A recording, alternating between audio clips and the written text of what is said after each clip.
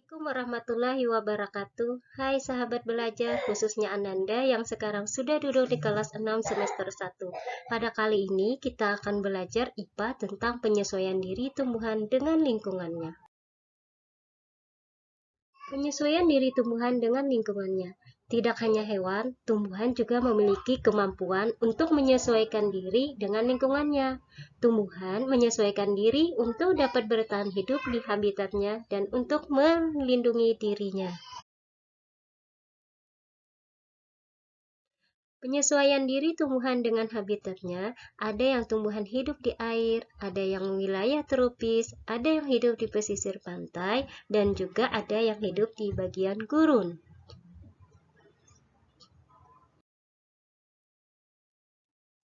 Penyesuaian diri tumbuhan dengan habitatnya. Beberapa bentuk penyesuaian diri tumbuhan untuk menyesuaikan diri dengan kondisi lingkungannya antara lain adalah tumbuhan yang hidup di air. Dalam hal ini yaitu enceng gondok dan teratai. Teratai beradaptasi dengan daun yang tipis dan melebar untuk meningkatkan penguapan air. Sedangkan enceng gondok beradaptasi dengan batang dan pangkal daun enceng gondok memiliki banyak rongga udara untuk mempermudah mengapung di permukaan air.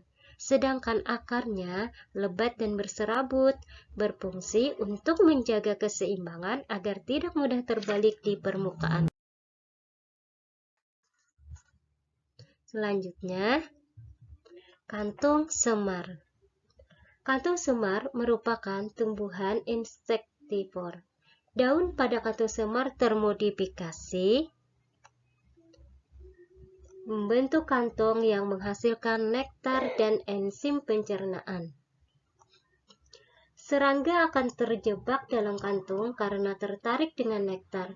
Tubuh serangga kemudian tercerna oleh enzim pencernaan. Adaptasi ini dilakukan kantung semar karena hidup di lingkungan yang sedikit mengandung unsur nitrogen. Adalah Pinus flytrap. Pinus merupakan tumbuhan insektivor. Akan tetapi, tumbuhan ini berbeda dengan kantung semar. Daun tumbuhan pinus berbentuk seperti dua tangkup dan memiliki rambu sensor. Daun tersebut akan mengatup jika ada mangsa yang hinggap di daunnya. Kaktus. Kaktus merupakan tumbuhan yang hidup di daerah kering. Adaptasi kaktus meliputi daun, batang, dan akar. Daun kaktus yang termodifikasi menjadi seperti jarum atau duri. Bentuk tersebut berguna untuk mengurangi penguapan. Duri kaktus juga berfungsi melindungi diri dari hewan pemangsa. Batang kaktus membesar dan berdaging karena digunakan sebagai tempat penyimpanan air. Permukaannya dilapisi lilin untuk mencegah penguapan. Sedangkan akar kaktus panjang dan banyak serabutnya itu bertujuan untuk memperluas daerah penyerapan air. Pohon jet. Bakau.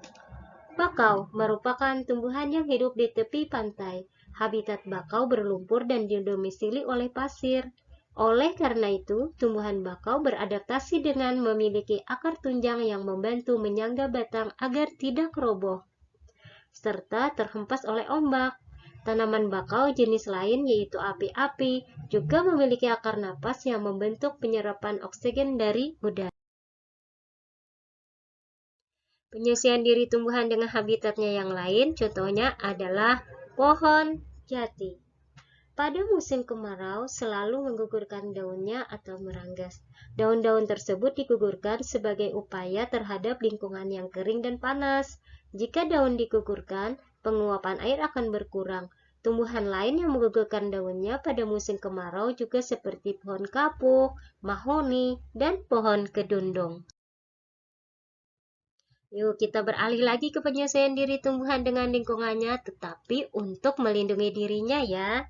Nah, tumbuhan tidak dapat bergerak aktif seperti halnya hewan, sehingga tumbuhan tidak dapat melarikan diri jika ada hewan pemangsa. Namun, beberapa tumbuhan menyesuaikan diri dengan lingkungannya melalui cara-cara tertentu. Seperti apa? Yuk simak penjelasan berikut. Itu dengan duri. Ada beberapa tumbuhan melindungi diri dengan durinya yang tumbuh di bagian batang, buah, atau daun. Tumbuhan yang melindungi diri dengan duri antara lain adalah pandan, kaktus, mawar, nanas, dan durian. Tumbuhan yang untuk melindungi dirinya adalah mengeluarkan zat beracun. Melindungi diri dengan zat beracun.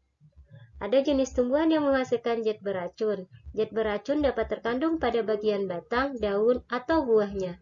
Beberapa contoh tanaman yang beracun antara lain kecubung hutan dan jarak. Selanjutnya adalah tumbuhan yang mengatupkan daun untuk melindungi dirinya. Pasti kalian sudah kenal tumbuhan ini. Apa namanya? Iya, kalian pintar. Namanya adalah putri malu. Salah satu tumbuhan yang dapat mengatupkan daun hanyalah putri malu. Tujuan putri malu mengatupkan daun untuk melindungi diri dari herbivore yang akan memakannya. Setelah daun putri malu mengatup, akan terlihat warna daun bagian bawah yang berwarna pucat. Hal ini yang membuat hewan yang tadinya akan memakan tumbuhan tersebut mengira bahwa tumbuhannya telah layu dan tidak enak dimakan.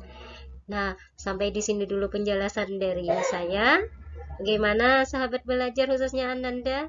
Sudah bisa menyimak dan menyimpulkan kan? Semoga mendapat nilai yang bagus. Selamat beraktivitas dan terus berkarya. Terima kasih.